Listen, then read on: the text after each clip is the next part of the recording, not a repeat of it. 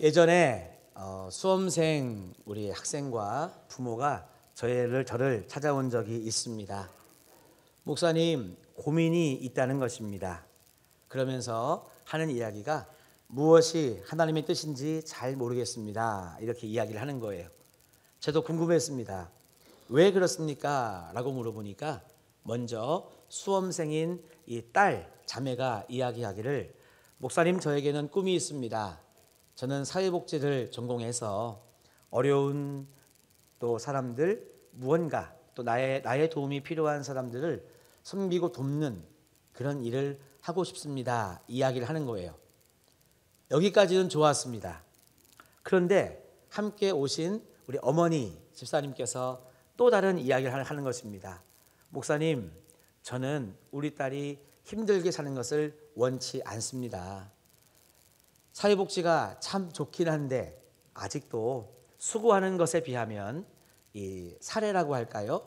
이런 보수가 충분치 않고 어떤 면에서는 아직도 열정페이를 요구하는 면이 없지 않기 때문에 참 우리 딸이 그렇게 사회복지를 전공해서 고생할 것을 생각하면 저는 딸이 원하는 것을 반대합니다.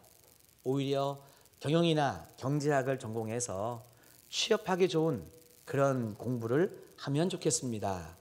이렇게 상반된 이야기를 저에게 하는 것입니다.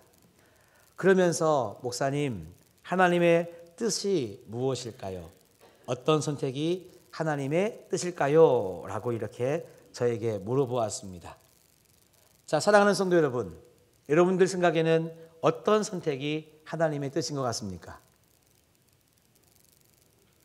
그렇죠. 일단 침묵하실 줄 알았습니다. 그러면서도 여러분의 마음속에는 분명 딸의 말이 맞다, 어머니 말이 맞다, 나름의 어떤 판단을 해보신 분도 계실 거라고 생각이 됩니다. 이처럼 우리는 무언가 선택할 때, 중요한 갈림길에 서게 될 때 우리는 하나님의 뜻을 묻습니다. 이때는요, 누가 시키지 않아도 모든 이 크리스찬들이 다 하나님의 뜻을 찾더라고요. 과연 이와 같은 선택의 기로에 놓여 있을 때 우리가 하나님의 뜻을 제대로 찾을 수 있을까요? 오늘부터 저는 몇 주간 동안 하나님의 뜻에 대해서 우리 주일마다 좀 묵상을 해보고자 합니다. 그래서 오늘은 첫 시간으로 중요한 선택의 기로에 서 있을 때 하나님의 뜻을 어떻게 하면 잘 찾을 수 있을까? 오늘은 이 첫 번째 시간으로 하나님의 말씀의 은혜를 나누어 보도록 하겠습니다. 저를 찾아온 이 수험생과 수험생 어머니뿐만이 아니라 우리들도 많은 고민들을 하며 인생을 살아가고 있습니다. 사업을 구상하시는 분들은요, 어떤 사업이 하나님의 뜻일까? 어떤 사업을 하면 하나님이 기뻐하실까? 이것을 선택할까? 저런 사업을 할까? 사업을 할 때에도 우리는 많은 고민을 합니다. 그리고 여기 청년들도 앉아 계시지만 청년들도 결혼 적령기가 되면 이런 고민을 합니다. 이거는요, 남녀가 동일한 것 같아요. 여러분들 한번 가슴에 손을 대고 생각해 보세요. 연봉이 많은데 못생긴 남자 여자를 선택할 것인가? 아니면 잘생기고 멋있고 예쁜데 가난한 남자 여자를 선택할 것인가? 여러분들은 어떤 선택이 하나님이 기뻐하시는 선택이라고 생각하십니까? 부모인 여러분들은 어떤 남자 여자를 데리고 오면 여러분들은 여러분들의 자녀에게 잘했다고 칭찬하시겠습니까? 어떤 회사원이 직장 생활을 하다가 먼 곳에 있는 이 기업에서 있잖아요, 파격적인 스카우트 제의가 들어왔습니다. 사실 지금 우리 가족은 이곳에서 만족하며 살아가고 있습니다. 아이들도 즐겁게 학교를 잘 다니고 있습니다. 이제 기반을 좀 잘 닦은 것 같습니다. 하지만 멀긴 한데 먼 곳에 있는 기업에서 스카우트 제의가 들어온 것을 아무리 나는 생각해도 앞으로 이와 같은 일은 나에게 오기 쉽지가 않겠다. 이번 기회를 놓치면 내가 무언가 한 단계 더 이렇게 업하는 기회가 쉽지 않겠다라는 상황 속에 고민이 생깁니다.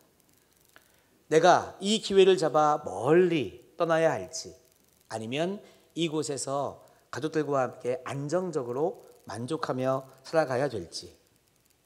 우리 성도님들은 여러 가지 상황 속에 어떤 것이 하나님의 뜻이라고 생각하십니까? 참 궁금하네요. 여러분들은 어떤 방법을 통해서 이것이 하나님의 뜻이라고 성도님들은 분별을 하고 계십니까? 좋은 방법이 있다면 저에게 좀 알려주십시오. 지금 말고 따로 좀 알려주십시오.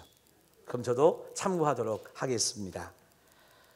우리 크리스찬들은 선택을 할 때마다 하나님의 뜻을 찾고자 하는데, 저는요, 하나님의 뜻을 잘 찾으려고 한다면 두 가지의 오해를 풀어야 가능하다라고 생각하는 사람입니다. 자, 첫째가 무엇인가? 어떤 오해를 우리가 잘 풀어야 하나님의 뜻을 찾을 수 있을까? 한번 따라 합시다. 하나님께서 우리들에게 당신의 뜻을 숨겨 놓으셨다. 맞아요. 이게 여러분 오해라고 하는 것입니다. 하나님께서 당신의 뜻을 숨겨 놓으셨다. 이게 맞는 말이 아니고 오해라고 하는 것입니다. 그런데 이 오해 같은 말을 오해 아닌 것처럼 잘 쓰는 이 동네가 있습니다. 어딘 것 같아요, 여러분? 우리 말고, 우리 같은 이 정상적인 교회, 정통교회 말고, 그렇죠? 앞차기, 뒤차기, 옆차기 2단. 2단, 3단도 아니고 1단도 아니고 그 동네에서 이런 이야기를 많이 합니다. 특별히 신천지에서 그렇죠. 혹시 여러분 중에 신천지 가보신 분 계십니까? 아니면 신천지인데 아닌 척 이 자리에 계신 분이 계십니까? 신천지에 가면 그렇게 한대요. 처음 오면 예수님의 비유를 그네들만의 풀이로 이렇게 한다고 합니다.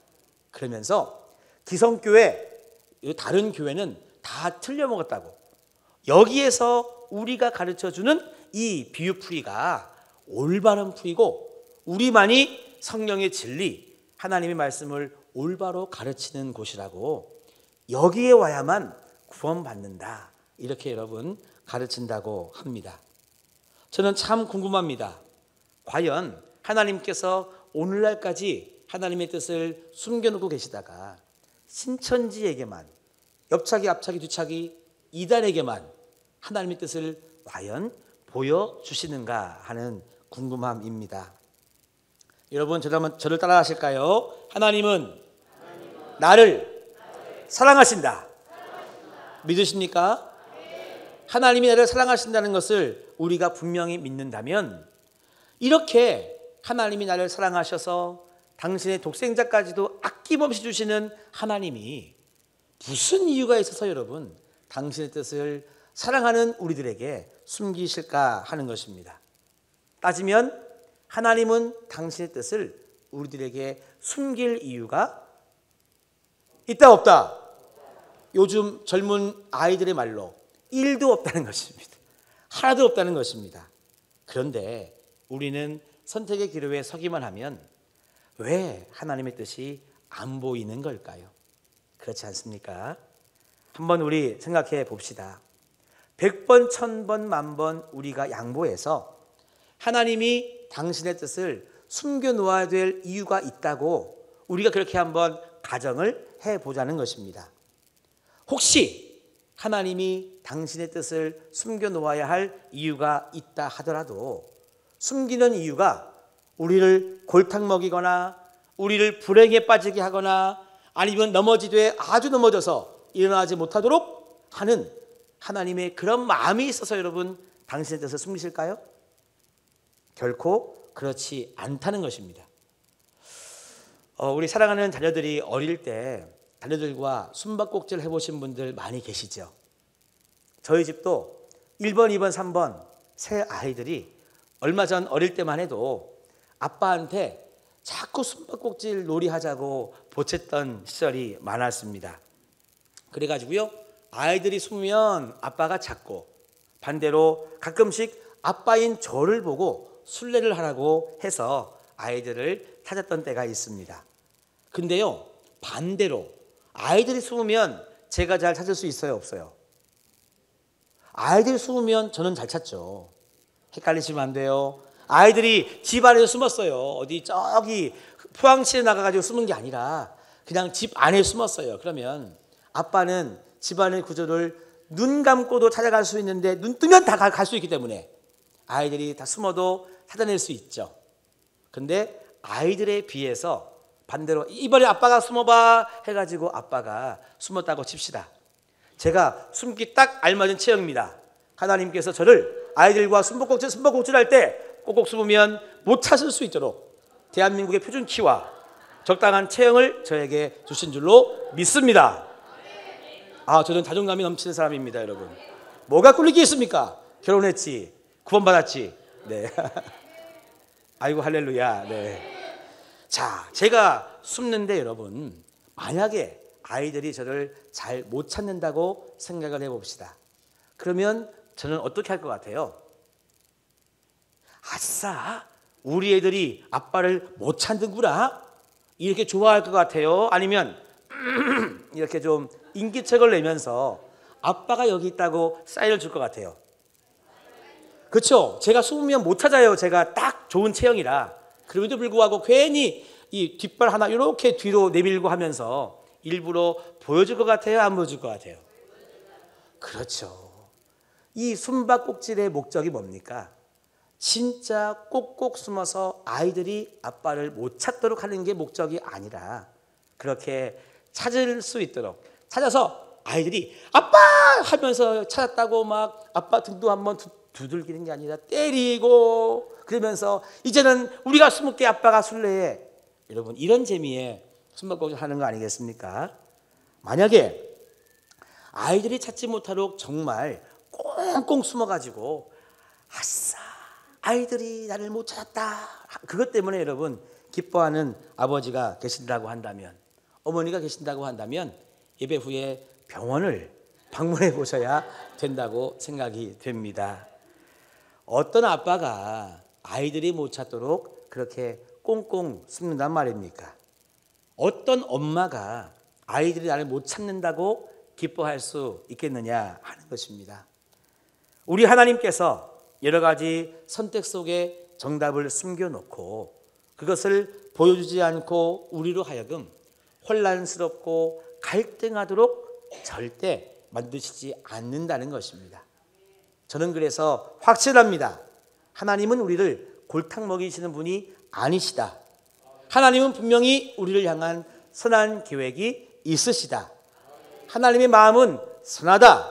그러므로 나를 향하신 선한 뜻이 있다. 하나님은 분명 우리들을 기쁘게 해주시려고 최선을 다하시는 사랑의 하나님, 은혜의 하나님이시다. 하나님은 우리를 위해서 당신의 아들을 주시기까지 헌신하시고 끝까지 사랑하시는 우리 하나님 아버지이시다.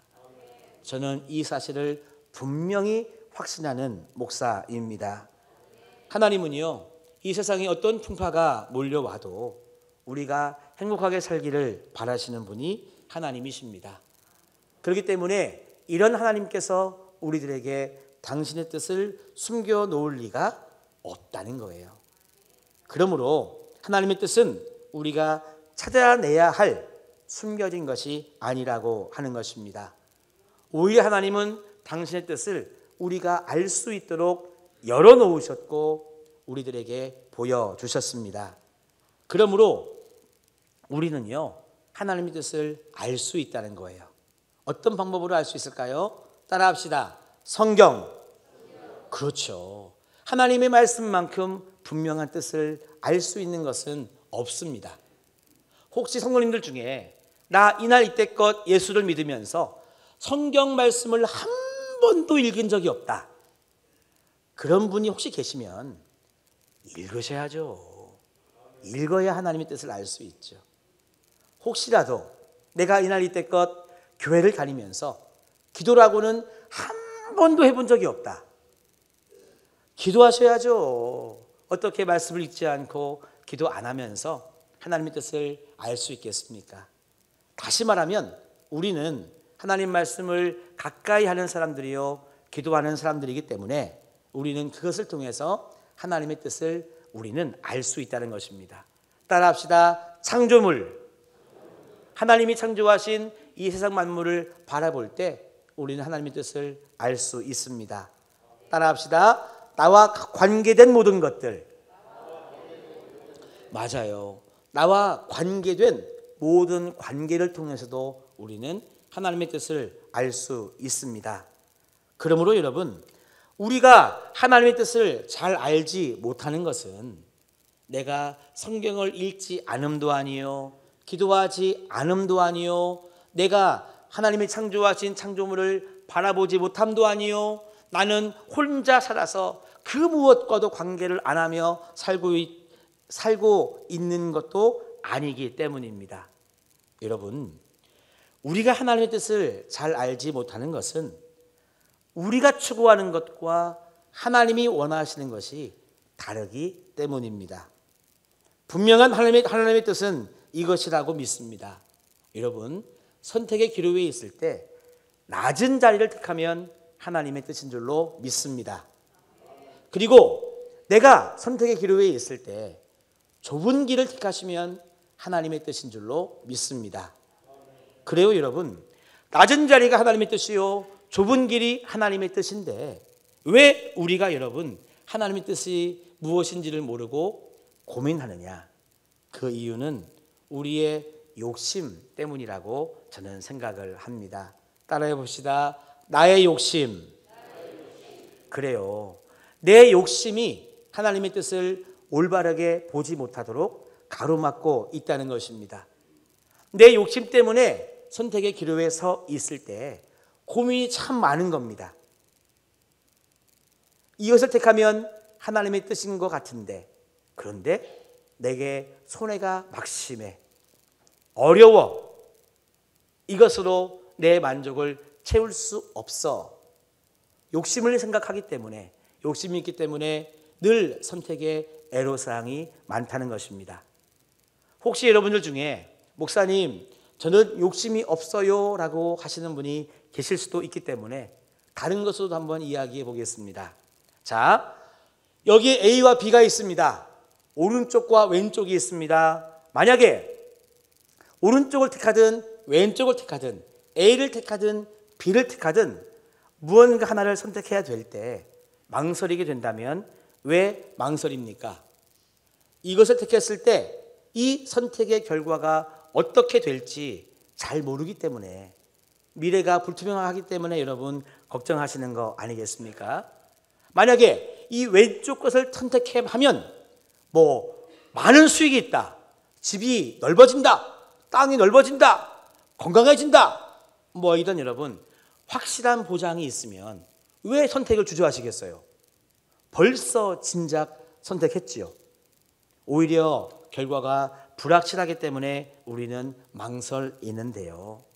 그래서 성도님들이 선택해서 얻고 싶은 결과가 결국은 나 자신의 유익과 편리함, 많은 수익, 그런 거를 여러분 생각을 하고 있기 때문에 이것을 선택했을 때 어떤 결과가 올지 여러분 걱정하시는 거 아니겠습니까?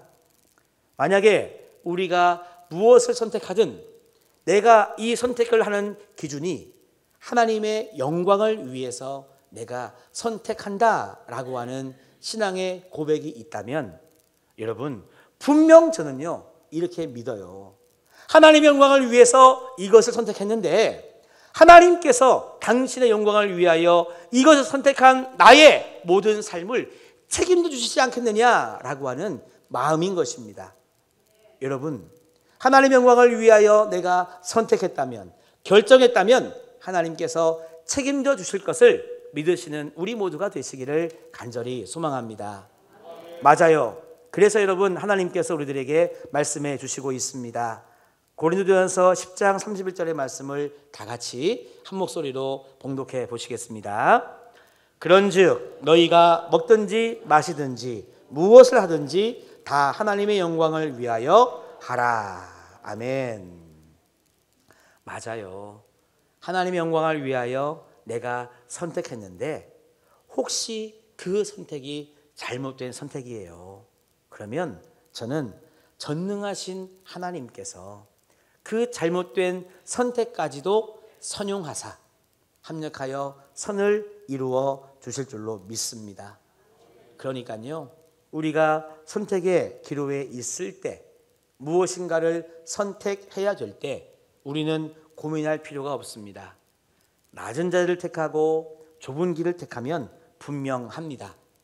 그런데 선택하지 못하고 고민하는 이유, 그것은 내가 말로만 하나님의 뜻을 구한다고 할 뿐이지 내 마음속으로는 욕심을 추구하고 있기 때문에 여러분, 선택하기가 어려운 거죠.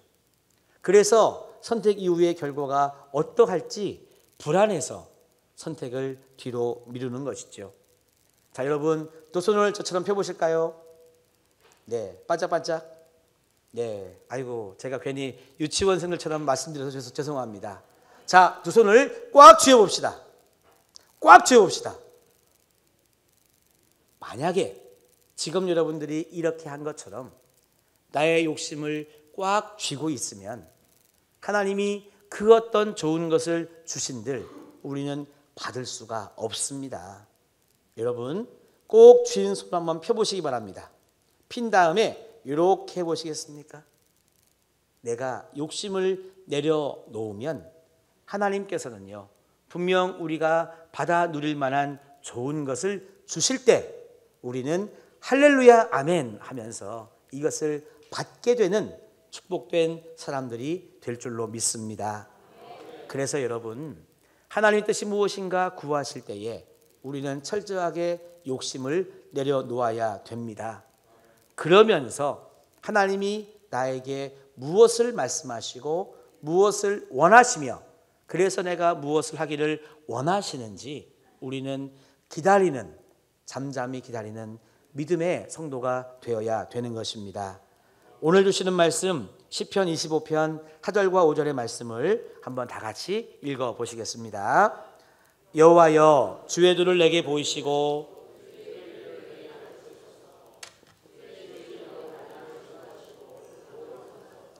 주는 내 구원의 하나님이시니 내가 종일 주를 기다리나이다. 아멘. 하나님이 정말 무엇을 주시는지 순수한 마음으로 기다려 보시기를 바랍니다. 그러면 하나님께서는 분명 선하시기 때문에, 완전하시기 때문에 하나님께서 분명 우리의 삶을 선한 곳으로, 푸른 풀밭 쉴만한 물가로 인도해 주시리라 믿습니다. 이것이 하나님의 뜻인 줄로 믿습니다. 두 번째 오해입니다. 선택할 때마다 하나님의 뜻을 잘 찾으려고 한다면 이 두 번째 오해도 우리가 풀어야 됩니다. 따라합시다. 선택이 결정한다는 오해. 네, 뒤에 건 빼보고 이렇게 읽어볼까요? 선택이 결정한다. 이게 맞는 말 같은데 여러분, 이게 오해라고 하는 것입니다.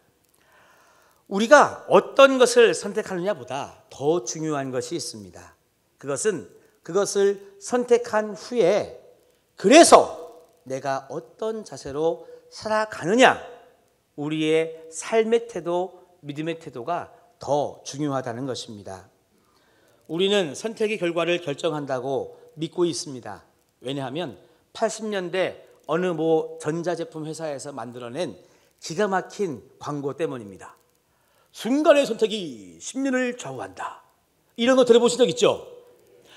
아마 그것 때 제 생각에는 TV 만드는 회사에서 TV 광고를 그렇게 한 거 아닌가 모르겠어요. 근데 이 광고 카피 한 문장 때문에 있잖아요. 그 회사가 대박이 나서 지금은 전 세계에 유명한 그런 기업이 되었습니다. 우리가 흔히 알만한 삼성 아니면 LG입니다. 어느 한 이름을 말하지 않는 것은 또 제가 광고할까 봐 말씀을 안 드리지만 그 광고 문구 하나 때문에 그 기업이 대박이 났죠. 그 이후에는 이런 말까지 생겨났습니다. 순간의 선택이 평생을 좌우한다. 이 말도 저는 틀린 말이라고 생각하는데 한 가지는 진실입니다. 따라합시다. 예수님을 선택하면 구원받는다. 이거는요, 한 번의 선택이, 순간의 선택이 우리 인생 평생을 좌우하는 선택임이 분명합니다. 이거 하나 빼고는요, 순간의 선택이 평생을 좌우한다는 말도 여러분 진리는 아니라고 하는 것입니다. 여러분 이왕이면 명심하시면 좋겠습니다. 뭐냐? 선택이 결과를 결정하는 것이 아니라 오히려 선택 후에 우리의 삶의 자세, 믿음의 자세가 여러분 미래를 결정한다 하는 것입니다.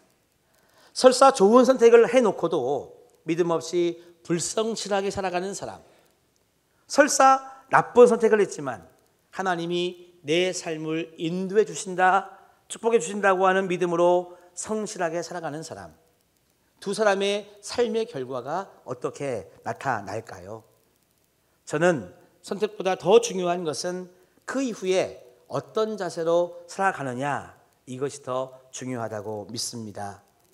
내가 어떤 선택을 해놓고 이것이 하나님의 뜻이다, 그래서 나는 이것을 선택했다라고 하는 경솔할 수 있는 이야기를 남발하기보다 오히려 먼 훗날 우리의 인생을 돌아볼 때 그렇구나, 이 모든 것이 결국 하나님의 뜻이었구나, 하나님이 그래서 그때는 그렇게 저때는 저렇게 내 삶을 인도해 주셨구나. 여러분 이와 같은 고백이 더 진실한 신앙인의 고백인 줄로 믿습니다. 저도 짧은 인생을 사는 사람이지만 아직 오랜 시간을 살지는 않았지만 제 삶에도 몇 번의 중요한 선택을 해야 될 때가 있었습니다.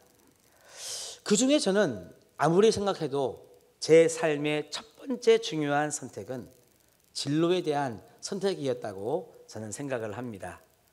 저는 어릴 적 이 첫 꿈은 교사였습니다.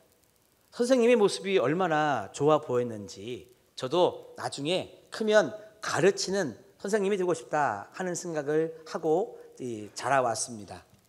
그러다가 제가 중학교 1학년 여름 수련회 때 예수님을 인격적으로 만난 다음부터는요, 제 이 꿈이 바뀌었습니다. 뭐냐 하면 그때 여름 수련회 주제가 아름다운 세상이라고 해서 이 창조 질서의 보존에 관련된 말씀을 나누었었기 때문에 그렇구나, 하나님이 나를 청지기로 삼아 주신 것은 하나님이 창조하신 이 세상을 아름답게 잘 보존하고 지키는 그런 사명이구나 하는 것을요, 저는 액면가 그대로 받아들여서 제 두 번째 꿈은 뭐였느냐, 환경공학 뭐 이런 거를 전공해가지고 그런 쪽에서 일하는 사람이 되고자 생각을 했습니다. 그래가지고요, 고등학교에 들어가니까 매월마다 전국 모의고사를 보대.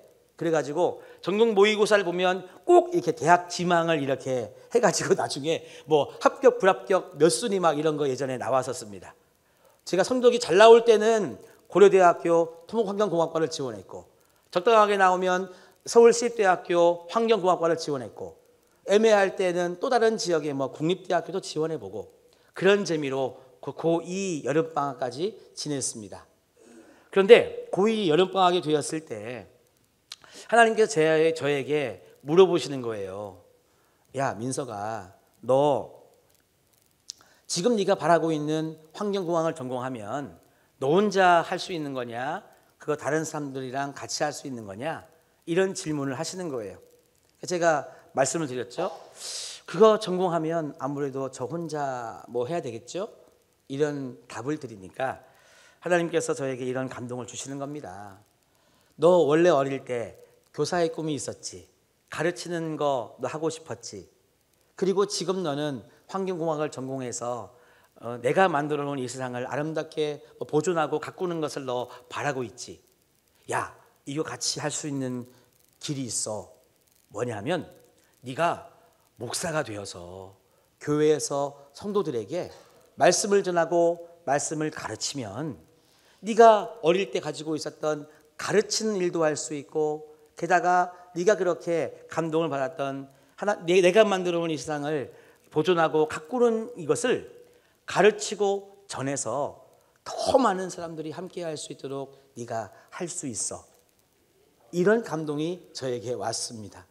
저는 특이합니다. 누가 저보고 신학을 해서 목사라고 누가 권유해서 제가 이 길을 온 게 아니라 그와 같은 하나님과의 만남 속에 그러면 제가 목사가 되겠습니다라고 작정을 하고 고2 여름방학 때 그렇게 저는 작정을 하고 이 길에 들어서게 되었습니다. 그런데 제가 이번 주간에 설교를 준비하면서 저도 돌아보는 거죠. 내가 그때의 선택을 잘해서 내가 이 자리에 있는가? 아니면 선택 이후에 내가 성실하게 최선을 다해서 믿음의 길을 잘 달려왔기에 내가 이 자리에 있는가? 저도 저 자신에게 질문을 해보니 답은 분명했습니다. 하나님이 저를 만나주셔서 그때 참 좋은 결정을 했습니다. 목사가 되겠다. 그런데 그 결정을 한 이후에 그래 하나님이 가라고 하셨으니 가게 하시겠지 하고 제가 만약에 이 공부를 똑바로 안 했다면 제가 한신대학교에 입학할 수 있었을까요? 들어갔습니다. 들어갔으니까 이제 하나님이 뭐 인도해 주실 거니까 하고 제가 신학 공부를 열심히 안 했다고 한다면 제가 졸업이나 똑바로 할 수 있었을까요? 그 다음에 하나님께서 내 모든 목회의 길을 인도하실 거니까 그냥 설교 준비 적당히 하고 뭐 가르칠 때 적당히 준비하고 하면 되겠지. 그랬다면 제가 오늘 이 자리에 있을 수 있었을까요? 아니라고 생각합니다. 하나님이 저를 만나주신 것도 너무나 감사한데 그 이후에 그래도 하나님께서 열심히 학업을 할 수 있도록 도와주셨고 섬기는 교회에서도 참 사랑하는 성도님들과 함께 최선을 다해서 기쁘고 즐겁게 섬기고자 애썼던 과거의 시간들이 있었기 때문에 오늘 저는 이 자리에 있게 되었다고 믿습니다. 여러분, 선택도 중요합니다. 선택이 중요하지 않다고 말씀드리는 것이 아니라 선택도 중요합니다. 그런데 그 선택만큼이나 아니 그 선택보다 더 중요한 것은 선택 이후에 그래서 내가 어떻게 살아가느냐 하는 내 삶의 자세, 믿음의 태도가 너무너무 중요하다고 하는 것입니다. 여러분, 저는 그래서 우리 사랑하는 우리 형제제일교회 성도님들에게 자신 있게 선포합니다. 하나님의 뜻은 우리들에게 감추어 있지 않습니다. 하나님의 뜻은 우리들에게 열려 있습니다. 그럼에도 불구하고 왜 우리가 하나님의 뜻을 보지 못하느냐? 나의 욕심 때문입니다. 그러므로 여러분, 하나님의 뜻을 알기 위해 시간을 소비하는 것이 아니라 하나님의 뜻을 살아내기 위해서 애쓰는 여러분들이 되시기를 간절히 소망합니다. 또한 선택이 우리의 인생을 결정하는 것이 아닙니다. 보다 더 중요한 것은 선택 이후에 우리의 믿음의 태도입니다.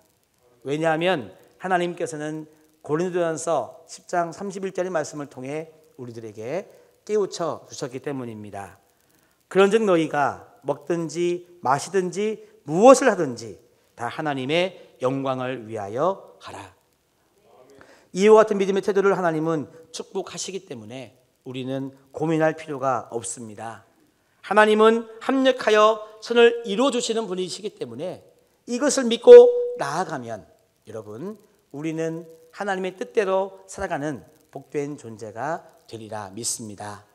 저를 따라 합시다. 하나님의 뜻은 알기 위해서 있는 게 아니라 살기 위해 있다. 아멘.